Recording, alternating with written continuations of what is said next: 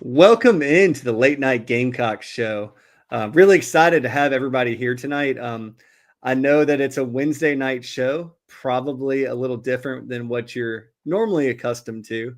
But with the college basketball schedule in full gear right now, Alex and I are kind of having to play this hot and fast when we record. So the thing I can promise you is that for the foreseeable future, the show will either be on a Tuesday or a Wednesday night. We'll do everything we can on the Big Spur and on our social media platforms to let you know when the show is going to be. And as always, Sunday night we have the Rooster Rant with Joe, and we'll try to make sure that you guys find out when the show is going to be on that particular Sunday night episode.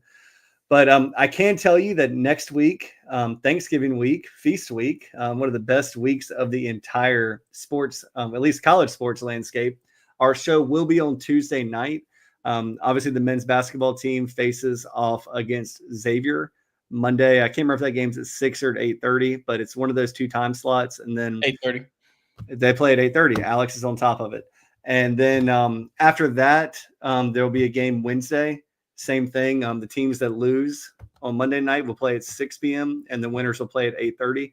So we'll be here Tuesday night to preview the Gamecock men's basketball game on Wednesday. And then obviously, Alex, we all know what next week brings. Next week is Clemson week, and it's one of the highlights of every Gamecock fan's calendar every single year. So we'll be right here to bring you coverage of that game. Alex and I have been breaking down the numbers and really excited to give you our preview there. But on tonight's show, we're going to have some basketball talk. We had early signing day in men's and women's college basketball, and so we'll tell you a little bit about the guys and the gal that were signed by the Gamecocks' respective hoops teams. We're going to break down where the Gamecock men's basketball team is right now, a little bit about the girls, but they're a little more cut and dry than the guys are. We'll talk about what's ahead of the men's basketball team and also the women's team. After that, we're going to talk a lot of football here. Obviously, with every Gamecock win, and the Gamecocks did beat Missouri Saturday night in heart attack fashion. We'll talk a little bit about the playoff and how the Gamecocks might be able to find their way into that by God's mercy potentially, and then we'll talk about the SEC picture. What our predictions are for who's going to win the SEC championship this year. The Gamecocks will not play in the SEC championship game. That has already been decided. We're going to talk a little bit about recapping this SEC football schedule. The Gamecocks had a 5-3 record in SEC play. And Alex Jones is going to reset the recruiting board for you. So we'll talk about names to know as we inch closer and closer to National Signing Day, or at least the early National Signing Day for college football. And then lastly, we will have our best bet segment that Alex and I look forward to. And we spend painstaking amount of hours researching our best bets. We'll have that to close out the show. So we're so excited. We're thankful for all of you to join us tonight. And with that, Alex, let's hit the intro credits.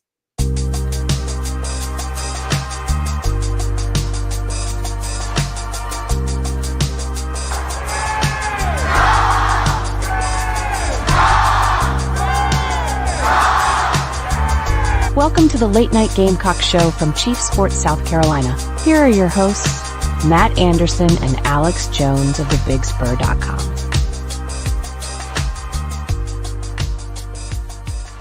So, Alex, it's only fitting that we start tonight's episode talking about the women's basketball team. They defeated Clemson at Clemson tonight with a final score of 77-45. Our good friend Joe was at the game and covering this and talking about what happened early. Unfortunately, I had to put a little one to bed and get him food in his belly and all of that. But so I didn't get to watch most of it, but I was keeping track with Joe. Gamecock started a little slow, it seemed like, but obviously by that final score of 77-45, the girls just continue to get it done. Looking at the girls' upcoming schedule, Alex, I don't know if you realize this, but Don Staley does not back away from a challenge. If you look at their upcoming schedule, on November 24th, they play UCLA, the number 5 team in the country, at UCLA. Follow that up against number 8, Iowa State. I think that game is actually in Columbia. Then they play Purdue. Then they play number 14th ranked Duke. And then they play 19th ranked TCU. So it's a great time if you're not watching the girls' games, and I try to watch the games that I can to definitely pop over. I know my mom is one of the biggest fans of the women's team in the country. Alex, I know your mom is as well. So, go watch some Gamecock women's basketball with your family over the holidays. It's a lot of fun.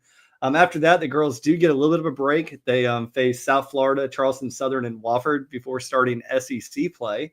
So girls are going to run a gauntlet here. I have every belief that just like Dawn does every year, they'll probably win the majority of their games this season and the majority of their games to finish out this non-conference slate. Did want to make a quick note. The women's program did have an early signee. It is a 5-star named Isla McDowell. She is a 6'2" wing from Texas. So Dawn just continues to recruit 5-stars nationally. And I've seen some hand wringing over the Gamecocks program only having one 5-star signed at this point in the calendar year. But there's a lot of depth on this women's team this year. And the ladies are absolutely fine-tuned. And there's just probably not a whole lot of need for a large class this year based on everything that I've heard. But Alex, have you been able to check out any of the women's games so far this year? Yeah, I watched obviously most of that Clemson game today, and as you mentioned, kind of did get off to a little bit of a slow start in that one, but really just the talent kind of took over in that one, and it ended up winning pretty big in that one, and just keep that winning streak rolling, and it's been that team's just really fun to watch. I think they're still just with pretty much every team in the country still figuring some things out here early in the season, but I mean Dawn Staley is going to have that team rolling here once they get into conference season, and they that non-conference slate is not easy, and Dawn's really kind of created that schedule to kind of help them in March, and we've seen how that's helped them here recently, and got UCLA on Sunday. That's going to be one of their toughest tests of the season, really, overall in SEC play and non-conference play, so should be a fun watch. Yeah, and I see T-Love here in the chat box said the scoring was evenly distributed. Great team basketball. They're definitely not as solid yet scoring in the paint. I think that anytime you lose at Cardozo, it's going to impact you. And then obviously the Gamecocks has had rock solid big, I almost said big men. That's men's basketball, but big post players in the paint that have kind of set the tone for a lot of things that Dawn Staley wants to do. But one of the things that I can credit Dawn Staley with, and it's truly amazing to see unfold every single year, is how unselfish that basketball team is. I mean, it's not uncommon at all to see 5, 6, even 7 double-figure scores each and every game, and it's beautiful basketball. And I know that a lot of people don't like to watch women's sports, but it really is beautiful basketball, and it's pure basketball, and it's really it's the best program in the country. And I would say it's probably the best college basketball program in the country outside of maybe UConn men at this point. But they're right there with UConn men, just how dominant they are. On the boys' side, South Carolina did announce 4 signees. Eli Ellis is probably the headliner, Alex. We've been following Eli for a couple years now. 6'1", 190-pound guard. I wouldn't necessarily say he's a point guard. He's more of a do-it-all kind of guard, even at his size. Very crafty with the basketball, can shoot. Plays with a ton of confidence. I don't even know if that's something that Lamont's going to want to rein in. I think you kind of let him be him. But I will say, Alex, and you can probably attest to this as well, I heard behind the scenes a couple months ago that it got a little gritty in his recruitment, and Lamont and the coaching staff had to not necessarily hang on to it, but when you're the OTE MVP averaging 33 points, 8 rebounds, 8 assists a game, other programs take notice. I think that if Eli was 6'4", he'd probably be a 5-star type recruit. But just what a phenomenal get for Lamont Paris and the Gamecocks. Yeah, this is a guy that everybody in the country knows. I mean, he's a top 70, top 80 guy in the country, and a lot of teams are coming after him, and rightfully so. I mean, you saw his highlights from OTE, and all of his high school highlights are electric stuff. And he's going to be one that's really fun to watch. You mentioned his confidence, you can see that in the highlights, and he just seems like he's got a really great personality, and it's going to be fun to watch when he gets to South Carolina. Yeah, the other guys that the Gamecocks were able to sign, Grant Polk is a 3-star small forward shooting guard. He's more just a wing, 6'6", 185 pounds. Lamont Paris called him arguably one of the best shooters he's seen come through the high school ranks in a long time. He's up in the DC area. Obviously, he can really stroke it. He's made his name as a shooter. And one of the things that's interesting about him is being 6'6" and a shooter is kind of the Wisconsin brand of basketball that Lamont Paris obviously learned under Bo for forever when he was up in Wisconsin with Bo Ryan. He's a guy that I think a lot of people last year were really excited for Trent Noah to come into the Gamecock program to provide kind of like that. I don't want to say Dalton Connect because like people can go crazy with a comparison, but they have the ability to really shoot the basketball and develop. A lot of times you don't find 6'6" guys that can shoot the ball like he can. I think he's probably going to need to get a little bit of time to be a dynamic scorer at the college level. I'm probably just a catch and shoot guy right now, but he's going to get in the strength and conditioning program. He's going to get bigger. He's going to get stronger. And he's probably a guy in a year or two that can be really, really good for the Gamecocks. EJ Walker, another 3-star power forward, small forward. I think he's more of a power forward. 6'8", 220 pounds. Obviously, you see the 6'8", 220, and you kind of think about a Colin Murray Boyles. This guy's probably lacks the overall skill level and know-how of a Colin Murray Boyles at this stage in his development. But he's a guy that can do a little bit of everything. I think he's played almost every position on the court. He's a kid out of Kentucky, and I know that kind of like Trent Noah last year, a lot of the Kentucky folks that are diehard Kentucky fans thought that maybe they could find their way back in and get EJ Walker with a new coaching staff in place. But he can shoot. He can handle the ball. He's a really exciting player. And the last guy is Hayden Alsamane. He's a power forward, a little bit undersized at 6'6", 235, but he has a longer wingspan, and he's his arms are taller, make him taller than he seems. He's probably more of your Colin Murray Boyles type if you want to use a comparison. Yeah. He actually plays with Eli Ellis right now at Mavarian Prep in North Carolina. And, you know, it's good for them to have this time to play together. It's a top 25 class in the country, Alex. It's a class that Gamecocks have not seen come through the basketball program in a while. And it just continues to build on give Lamont talent, and he will mold that talent to what the team needs.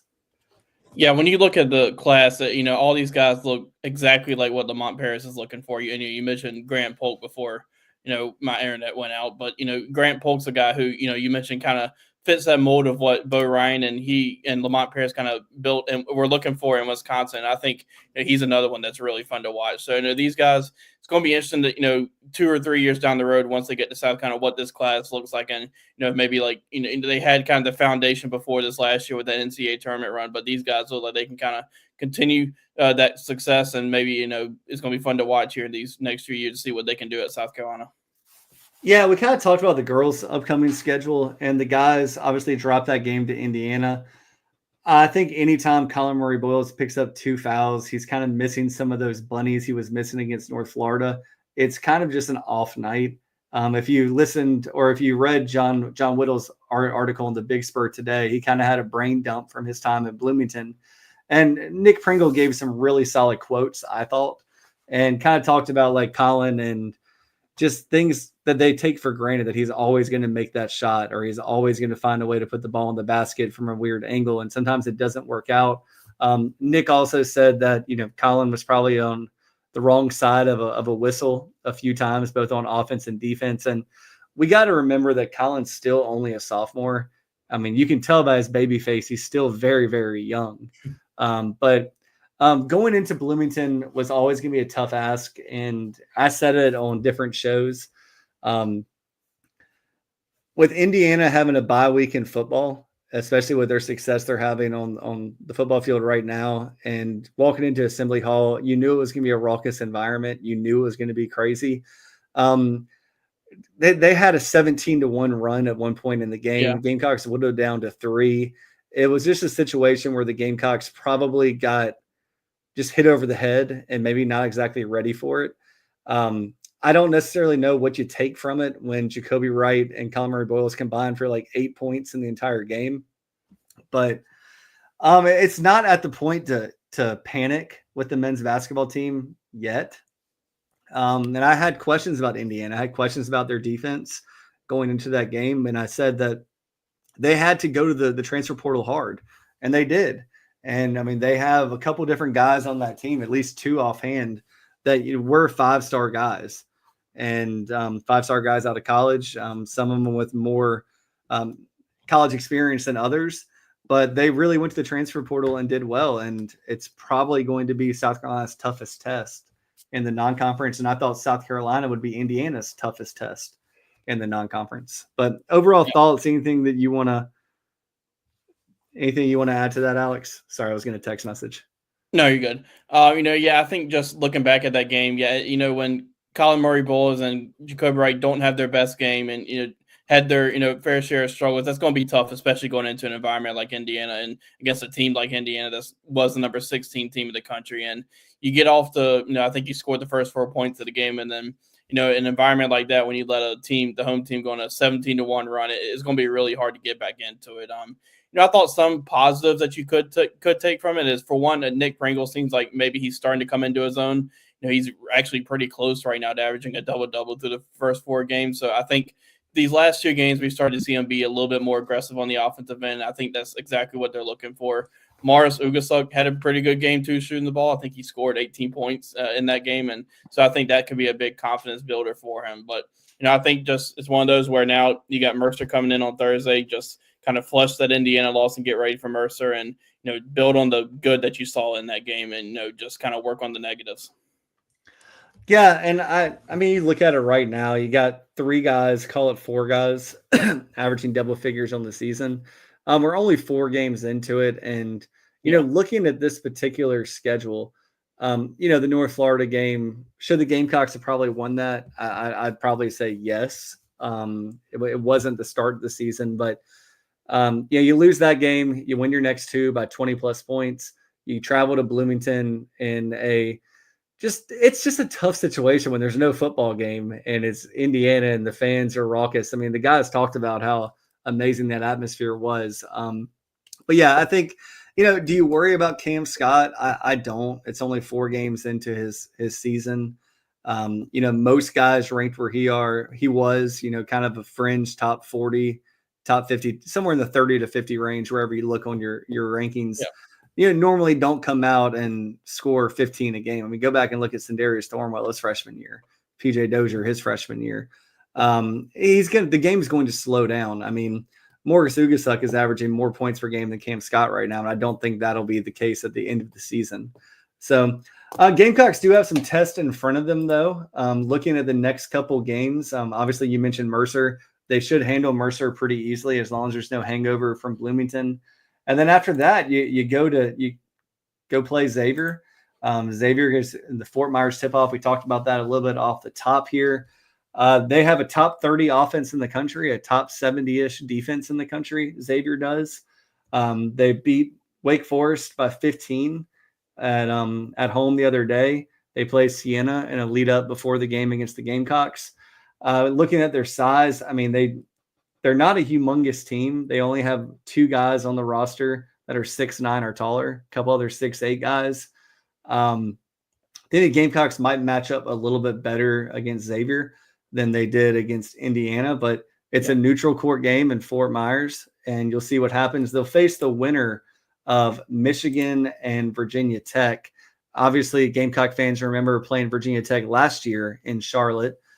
Sean Padula is no longer on that team, and they are ranked 111th in the country on KenPom. Michigan's 27th in the country. You got to imagine that you're going to play Michigan if you win. Yeah. But I think the goal of this upcoming tournament is you want to win both games, but 1-1 is the bare minimum. You don't. If you go 0-2 down in Fort Myers, I think that I'll be having a different conversation with y'all in 2 weeks when we talk about the outlook of this team. But Michigan's another team that, look last year, kind of getting ahead of ourselves. They were 128th at KenPom. They were pretty bad on defense, 182nd in the country, kind of like Indiana. We'll have to see what Michigan did in the transfer portal and recruiting to see what kind of team they'll be. And we'll talk more about that if that game comes to fruition next week. But with Xavier, I think the Gamecocks do match up pretty well. They're going to have to defend the 3-point line. Xavier shoots 42.9% from three, which is good for 13th in the country. You don't see a lot of teams finish the season above 40% from the 3-point line. Usually it's around 36, 37. Mm-hmm. So we'll have to see if this has just been a hot start. And like I talk about all the time, when you get a larger sample size, the average, either falls to the mean or goes to the mean. You either go up or down to the mean. It's all about correlation there. But they don't turn the ball over. They're top 50 in the country and turn the ball over. They only have 14% of their offense ends in a turnover. So I think the Gamecocks will have a good chance there. Right now, Ken Palm projects at 74-71. Again, we're talking about a one possession game if that math holds. So I'll be excited for it. I'll be excited to watch it Monday. Alex said it's Monday at 8:30.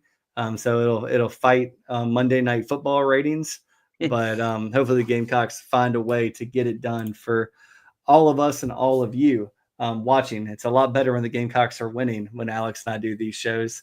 I do want to say quickly, Alex, before we move on to football, just looking at Gamecock basketball, Joey Brackets on ESPN did release his bracketology today. Right now, the Gamecocks have games against number 1 projected seed Auburn, number 2 seed Tennessee, 3 seed Kentucky, 4 seed Texas A&M, 6 seed Arkansas, 7 seed Xavier, 8 seed Mississippi State, which is a home and away, 8 seed Texas, 9 seed Ole Miss, 10 seed Clemson, and then potentially against 11 seed Michigan. So you got 11 guaranteed games against teams that Joe Lunardi thinks will be in the NCAA tournament as of today. Potentially 12. If you beat Xavier and Michigan wins, then you'll have another one there. So just remember, this season is still just getting going. Yeah. And there's going to be a lot of changes there. I would guarantee that of the 10 teams that Joe Lunardi has projected for the NCAA tournament right now, there's going to be 2 teams that don't make it and 2 teams that are on the Gamecock schedule that do make it. So lots of opportunity there. And that loss against Indiana is not going to look terrible at the end of the season when you get to really what I call metric season.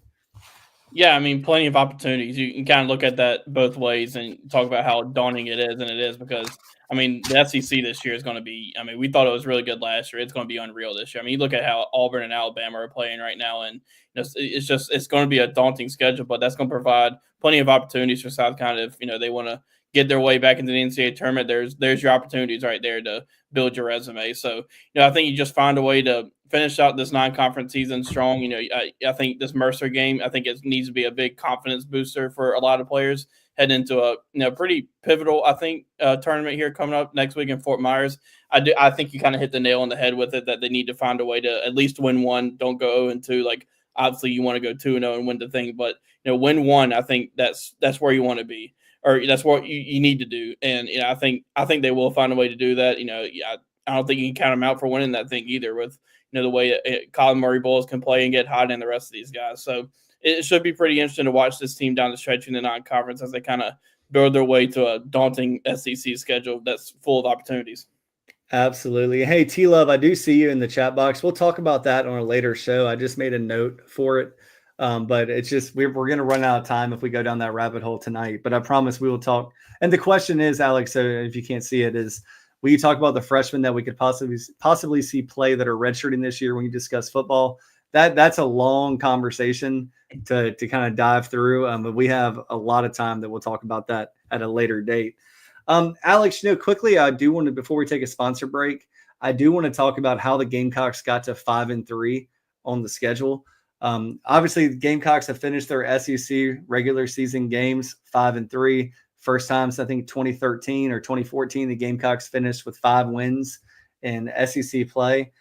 I think that, I always like to go backwards to go forward, Alex. That's just the way it works for me.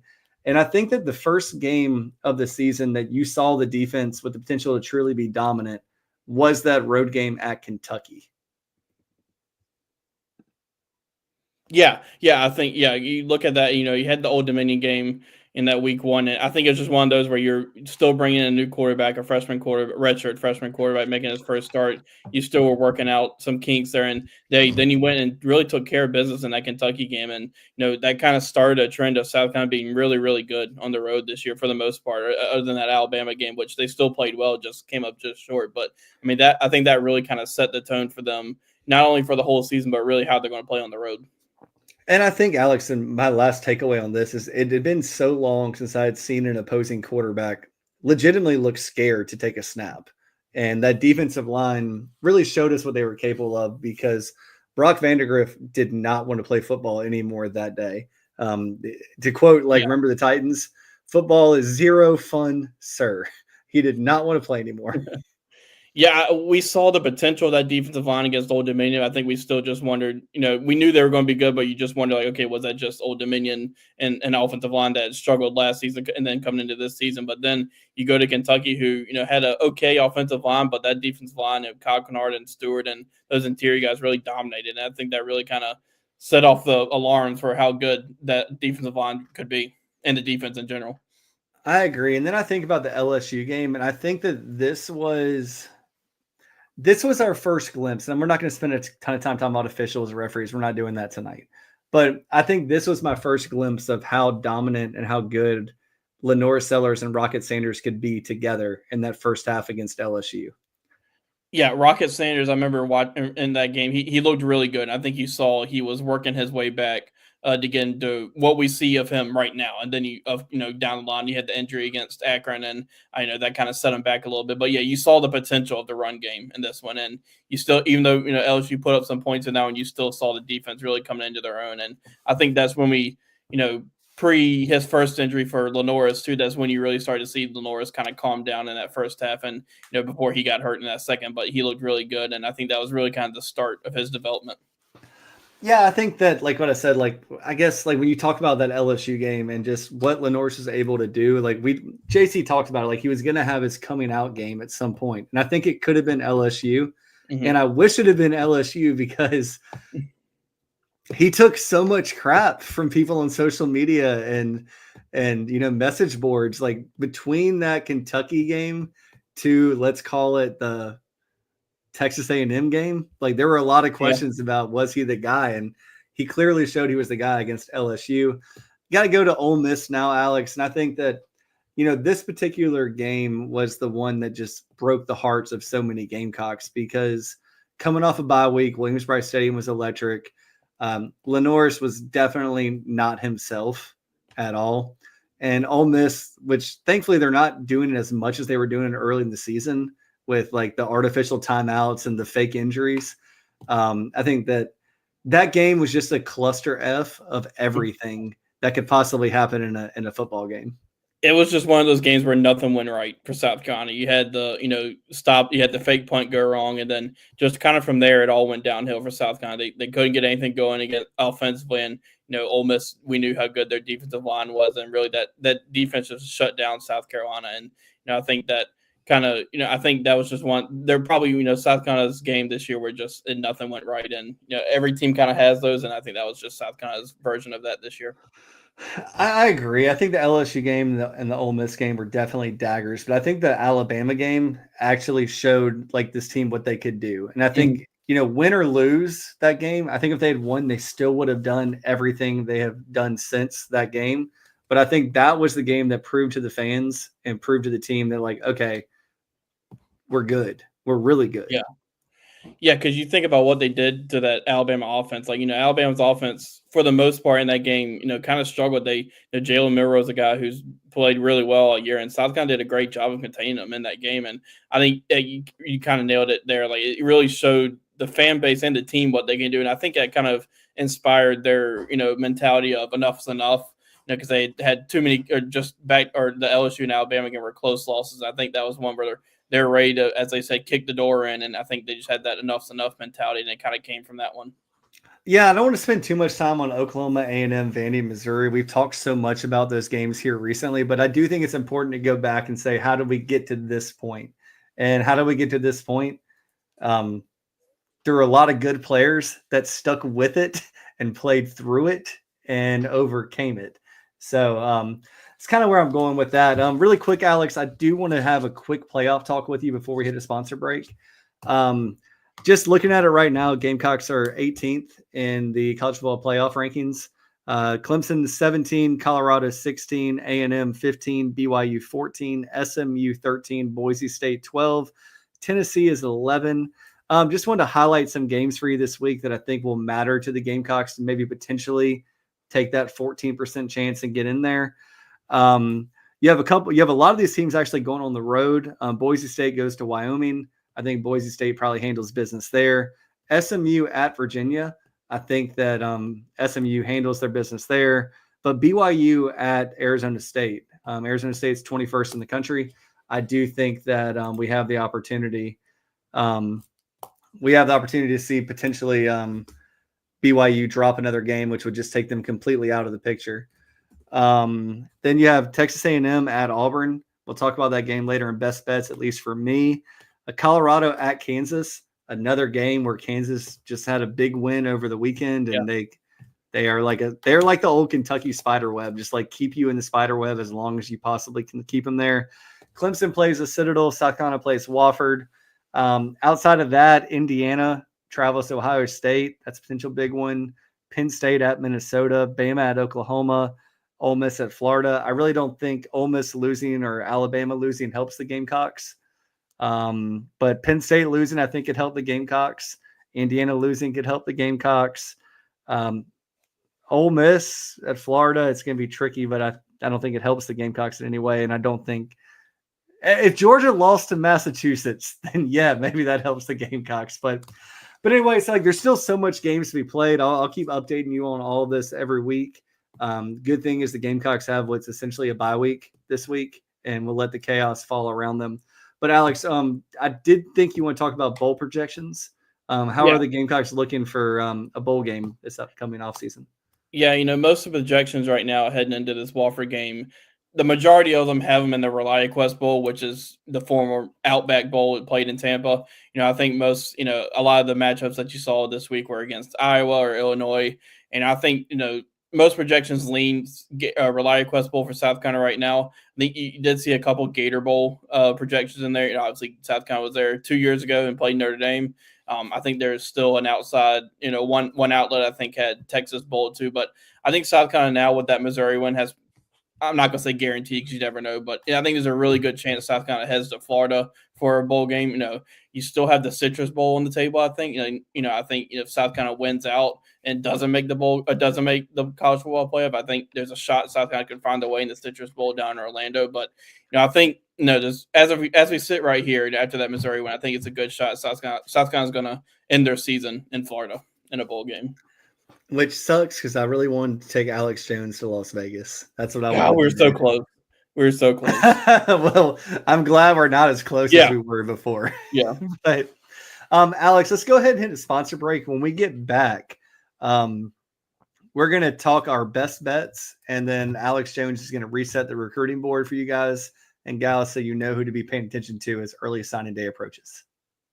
Mike here for one of the better dining options in the capital city. When I first moved there, I asked people around the radio station, where are the best wings? Well, the consensus was D's Wings. That was then. Today, they still have the best wings, but it's so much more now in their new location at 415 Meeting Street in West Columbia. Yeah, they get voted the best wings on a routine basis. Yes, they get voted the best sports bar on a routine basis, but they're not just about wings, and really, they're not just a sports bar. It is a family-run local restaurant and bar with 20 TVs and 25 beers on tap. And how about these daily specials? Every Monday night at D's, you've got 75-cent wings from 4 until closing. Tacos on Tuesday. Then on Wednesday, 18 wings and a pitcher of beer for $29. You've also got ribs and oyster bucket specials on Thursday. And no matter how big the party is, 20 or more, no problem. Just call ahead of time and they'll take terrific care of you. They'll do takeout as well. And guess what? A human will answer the phone and take the order. Billy and his staff do an outstanding job. Check out D's 415 Meeting Street in West Columbia.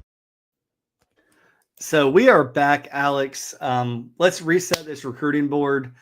We've talked about this for months now, but it's kind of flip season for the Gamecocks. And then it is, okay, who have been the guys that have reclassified? There's not many players that are going to be new to the radar, I don't think, going into early signing day. Yeah, starting on offense, I think a few names to watch would be, one, Mike Tyler, a tight end who's committed to LSU right now. He's from right down the road in Hammond and, is taking an official visit to South Carolina. And, it seems like South Carolina's put itself in a really good spot there, along with another local prospect in that 2025 class. And Donovan Murphy, who, a guy who has been around South Carolina as well. He was in town again this past weekend for the game, and he's got a Clemson official visit this weekend for the Citadel. And I think he's a guy who obviously South Carolina or fans need to keep a close eye on for him and his potential in this South Carolina class. And really, from a flip standpoint, the defensive side of the ball is the one to watch. I mean, you talk about defensive lineman Kevin Wynn, who right now is committed to Florida State, but I know Matt, you and I saw that JC Sherbert put in a crystal ball for Kevin Wynn to flip, and that's a spot that South Carolina is really recruiting hard right now because of the numbers situation they'll have with the potential that TJ Sanders, Talker Hemingway, and Boogie Huntley and those guys are gone, along with DeAndre Jules. And just a few other defensive line names to know. One would be Xavier Hardy, who I'm South Carolina fans are real familiar with. Guy from East Mississippi in the junior college ranks who's committed to Mississippi State. So I think he's one who they could flip, but we just have to keep an eye on that one. One of the bigger names that really everybody's keeping an eye on right now from a flip standpoint is Jared Smith. From some outlets as a 5-star. I know 24/7 has him as a 5-star and committed to Auburn, but early kind of pre-summer, spring, and then head into the summer, South Carolina had a lot of momentum in this recruitment. And Auburn, he's an in-state guy from Alabama, so Auburn kind of snatched that momentum and landed a commitment from him. But Jared Smith was back this weekend for a visit for the Missouri game and stayed through the night. So I think it's going to be really interesting to watch his recruitment here because I think South Carolina is trying to make a move here, and we'll see if they can end up pulling off the flip for him. Actually, I should have named this one earlier. Steve Miller, a safety who's committed to Southern Cal. His teammates with Kevin Wynn. He's going to be in for an official visit this weekend. So, I think that's definitely one to watch too with him and Kevin Wynn being teammates. And then maybe, if Kevin Wynn does end up coming to South Carolina, do they want to kind of link back up on South Carolina or link back up on the Gamecocks? So that's just a few names to watch. Obviously, there may be a few more out there. Who knows? But another one maybe to keep an eye on too is Michael Clayton, who is committed to Rutgers, a 6'1", 170 corner out of Warner Robins. He also official visited this past weekend. I think South Carolina's trying to make a move there as well. So it's one of those where signing day, especially this first signing day here, this early signing day can be always really exciting. And, South Carolina's got a chance to, with the way they've played this season and kind of finishing this season strong, like they have a chance to finish out this recruiting class strong as well. Yeah, and just looking at it, Alex, real quick, the Gamecocks are currently ranked 23rd in recruiting rankings according to 24/7 Sports. Number of 4-stars, and I know that a lot of folks that do what we do. While Alex is partial to 24/7, and so am I, there's a composite for a reason. And you look at all the other recruiting rankings in the country, and if they were to get Win, it would be 10 4-stars in the class, which is always a good blue chip hit ratio. I think that there's some, and I'm not going to spend a million minutes on this, Alex, but there are a lot of guys that are 3-stars for South Carolina that they better be pretty high 3-stars because I think that South Carolina has recruited really, really well. But early signing day always brings a lot of drama, a lot of flips, a lot of flair, and the Gamecock coaching staff has been working on it. And don't forget how impactful all of you have been at Williams-Brice Stadium this entire season with having an electric atmosphere and big wins that can really set the stage for the 2026 recruiting class and the 2027 class. And as crazy as it sounds, Alex, the 2028 recruiting class with guys that have visited and bonds they've made early on. Yeah. Alex, so go ahead. Anything to add? Yeah, I was going to say that, we talk about how the Tennessee game 2 years ago, 2022, kind of helped build that class that was 2 years down the road with Cam Pringle, Josiah Thompson, Blake Franks, all those guys, how that that ending in that environment kind of helped create that class. Maybe you could see the same thing here with the way that South Carolina's playing these night home games and really performed that, it could help with this 2025 class, but it's really going to help kind of take that 2026 class to the next level. Yeah, and when you have a guy like Lenore Sellers leading your team, and I'm from Florence, so obviously I have a soft spot for Lenore's, but he is just fantastic. And guys and gals, always remember, we'll talk about all this recruiting stuff more in detail when the season is over, National Signing Day comes and goes, transfer portal starts. Like we'll be here to give you the information that we have on our show. But right now it's just time to focus on this season and what the Gamecocks are accomplishing, because it's a lot of fun to watch. But real quick, always give a shout out to Brian Harrison and Jennifer Williams. We appreciate y'all watching. Thank you for staying up with us. And Alex, it's time to move on to best bets. Best bets. Normally it's one of Alex's favorite segments of the show. Not anymore. Not these past 2 weeks. Going into last week, Alex was 30-25, and I was 29-25-1. I'm slowly catching Alex. I'm catching him. It's gonna happen until I blow it. Yeah, I'm not too confident in myself either after these past 2 weeks. I have not been good. Well, Alex, you're only 2-8 these last couple of weeks, so yeah. It's not terrible. But yeah, reviewing last week, we're just going to give it to you really quick because I think it's important for y'all to hear before y'all actually place actual wagers on what we say to do. Alex had Texas minus 13.5. That did not hit. Had Clemson Pitt under 53.5. That did hit. Auburn ULM money line, or Auburn ULM under 46 points. Auburn did that by themselves. I don't think either of us were expecting that. I said that was a great bet too. LSU minus 4.5. Florida got off the mat trying to cement Alex's preseason predictions for Florida. They're their own brand, Alex. They're doing it for you. And then Alex won the Tennessee Georgia under 45.5. So Alex, you went 2-3. I had BYU minus 2.5 against my better judgment. That did not hit. I had Nebraska plus 9 just as a shot at Marcus Satterfield. That did hit barely. Wisconsin plus 14. What a good game that ended up being. Wisconsin couldn't get the job done, but they did hit the plus 14. LSU Florida under 54.5. That hit. And I had Tennessee plus 10. Tennessee had a chance. They had a chance and they blew it.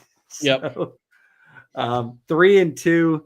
So Alex, currently you are 32-28 on the season, and I am 32-27-1. So in baseball standings, I now have a half game lead over Mr. Alex Jones. So Alex, with my half game lead, I will go first and give you time to second guess and second think your picks. All right. In the Missouri travels to Mississippi State this weekend. Missouri is a 7.5-point favorite. The over-under is 57.5. I think Missouri found something against South Carolina. I think they're getting healthier. And I have Missouri minus 7.5. And I don't know how I feel about it.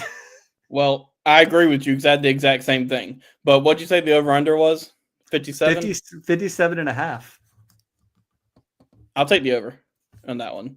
All right. So Alex goes over 57.5. Okay.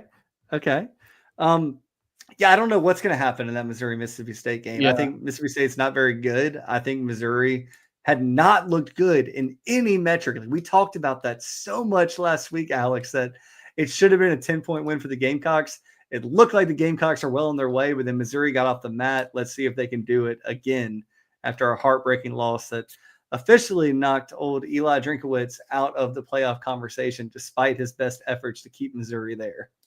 Yeah, I agree with what you said. Missouri, I think, did find something, and Mississippi State's defense has struggled all year, and the way Missouri ran the ball against South Carolina, I think they can do that against Mississippi State. And then on the flip side of that, I think we saw with Missouri, their defense secondary-wise kind of struggled against South Carolina. Norris Sellers had one of his best games, and Jeff Levy and those guys can really call a good offense, and Van Buren, Mississippi State's quarterback, has been playing pretty well. So I think they can maybe put up some points in this one, but I do agree that I think Missouri finds a way to cover.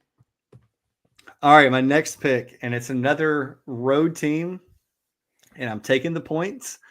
Alabama travels to Oklahoma. Two blue bloods going at it. Oklahoma is trending the wrong direction. Alabama is trending the right direction. Maybe Kalen DeBoer has figured this out. Alabama is a 13.5-point favorite with an over-under of 47.5. I'm going to take Alabama minus 13.5. Give me a 2-touchdown win, Kalen DeBoer. Okay, this wasn't one of mine before, but I'm going to take it now. I forgot about this game. I'm going to take the under in that game. Ooh, okay. Alex. I don't know if I have faith in Oklahoma's offense to do much in this one. I like that. So under 47.5. So Alex is predicting Alabama 31, Oklahoma 3. Yeah, pretty much. Close enough. Okay. All right. Good. All right. I'm doing it again. I'm taking a road favorite. Texas A&M travels to the Plains. Texas A&M is -2.5, over under a 46.5. Give me Texas A&M minus the 2.5. I think they win by at least a field goal. I'm kind of surprised at that spread, to be honest. Something's weird. Yeah, I would have thought A&M be a little bit more favored in that one, but yeah, I do the same thing if I were you. I like that pick. All right. What's your next one? Next one I have is Georgia Tech is a 9-point favorite over NC State. I think Georgia Tech is going to cover in that one. So Georgia Tech -9 at NC State. They're home, but yeah. Oh, okay. So yeah, versus NC State. Yeah, I think they're going to win 10, 14 points somewhere in there. Yeah, NC State's kind of a dumpster fire right now. I would be very interested to see what happens with some of the players that are on that roster. We already saw KC Conception, however you say his name. His brother was committed to NC State. He's decommitting. Maybe you see a portal addition by KC. And look, I think the Gamecocks would still love to get Jonathan Paylor back. So that's why you don't badmouth recruits when they don't pick your school. And that's purely conjecture. I don't have any inside knowledge on that, but I just like Jonathan Paylor a lot. As Alex knows, that was my very first interview with the Big Spur, and he's just such a great kid, and I would love for him to find his way back to South Carolina at some point. All right, I'm taking another favorite, Alex, and all 5 of my picks I'm taking favorites, but this is a home favorite. Indiana at Ohio State. Over under 51.5. Ohio State -13.5. Give me the Ohio State Buckeyes, even though this is not a game that they will cover in the past couple of years under Ryan Day. Yeah, I don't know what to think about that game. I could see it going so many different ways. I think Ohio State's going to cover in that one, but I wouldn't touch it. But you go for it. I flipped a coin. And that's how bad it was, because I almost took Indiana plus 13.5 and said, like, this is just easy money. But I think that Ohio State's, they can't lose. They can't lose this one. Like, I mean, I think this might actually knock them down a couple of pegs. And this is Indiana's one chance. This is their one chance. So I'm taking Ohio State -13.5. I don't feel good about it. All right, so this is maybe another one that I'm kind of in that same thing. I don't feel good about it, but Ole Miss 10. We'll go 10.5. I see 10.5 here. 10.5 point favorite over Florida. I think they cover. Ole Miss -10.5 versus Florida. I almost took it, Alex. It was almost one of my bets. I don't think Florida's good. I just don't. I could see Florida's playing better, but it just feels like one of those games where Ole Miss just kind of surprises everybody a little bit and just really takes it to Florida. It just feels like it could be one of those. It's going to be the best defense that Florida has faced in a long time. And we'll see what happens. But, yeah, I like being brave, and you were brave there, Alex. -10.5. I appreciate that. The next one, I don't want to take this one, Alex. I don't want to take it, but it's Colorado at Kansas. Colorado is a 3-point favorite. The over-under is 59.5. I was this close to taking the under 59.5, but I said that Colorado is going to win by 4 points, and I'll take the -3, and I hate it because I don't like Colorado. I love Travis Hunter, but I don't like Colorado. Yeah, that's going to be a good one. Is Colorado? What are they ranked right now? I think like 15th. They're right around South Carolina. Colorado, I can tell you right now, is 16th. So it's 16 Colorado, 17 Clemson, 18 South Carolina. It's going to be interesting to see how they finish the season. Shedeur Sanders and Travis Hunter. Is Travis Hunter your Heisman frontrunner right now? He is, but I think he I almost think has it's to. only because he plays both ways. Like, Yeah, I think if he was just a wide receiver, he wouldn't be my Heisman front runner. It'd be the Boise Yeah. State kid. 100% agree. Yeah. So, All what's right, your the last one, Alex, before we get you out of here? last one I have. Let's see. All right. Oh, God. All right. So, Kentucky and Texas. Texas is a 21-point favorite. Kentucky covers, but Texas wins. So, Kentucky plus 21. Look, you know what? Like, it's a game. Where's that game being played? I have it right here. Austin. Where is it? It's in Austin. So, it's in Austin. Whew. It's kind of the same thing I was saying about Ole Miss. It just feels like it's one of those games where Kentucky just surprises everybody and plays really well. Like, I can't remember who they played. Oh, Georgia early in the year when they, coming off that South Carolina loss, and they played really well against Georgia. It just kind of feels like this could be one of those where they, play really well. That I don't think they're going to win, but they find a way to play well and maybe give Texas a little bit of a scare. Look, I'll be honest. 21 points in an SEC game is a lot in any SEC game. Yeah, it's just tough. Like, I don't know. Plus, you got Texas A&M next week. Is Texas A&M going to look a little bit of ahead? Like, yeah, I don't know. I don't know. We'll see. I would love, and I might ask Raphael this if I see him this upcoming week. Just what are, like, in Power 5 games, 21-point favorites, like 3 touchdown favorites, how often do they cover? I would love to know that, because you had the Louisville-Stanford game, and that was a 20.5-point game. Louisville was favored at kickoff, or at least on Friday, and you saw what happened. So anyway, so those are our 10 best bets. We gave you 10 of them. They're all different. We only have, 2 games that are similar. So just parlay it, throw $1 on it, make $1,000. It'll be fun. It's a good way to spend a college football Saturday. But, well, Alex, next week is a big week for us. Like I said earlier, we're going to be recording on Tuesday at 8 p.m. We'll recap men's basketball, the Wofford game, look ahead to Clemson. But thank you all so much for joining us tonight. I say it every episode, and I truly mean it. When you spend time with us, you're giving us the most valuable thing you have, which is your time. So thank you for that. And we look forward to talking to you Sunday night with Joe. And until then, Alex, any parting shots for the listeners?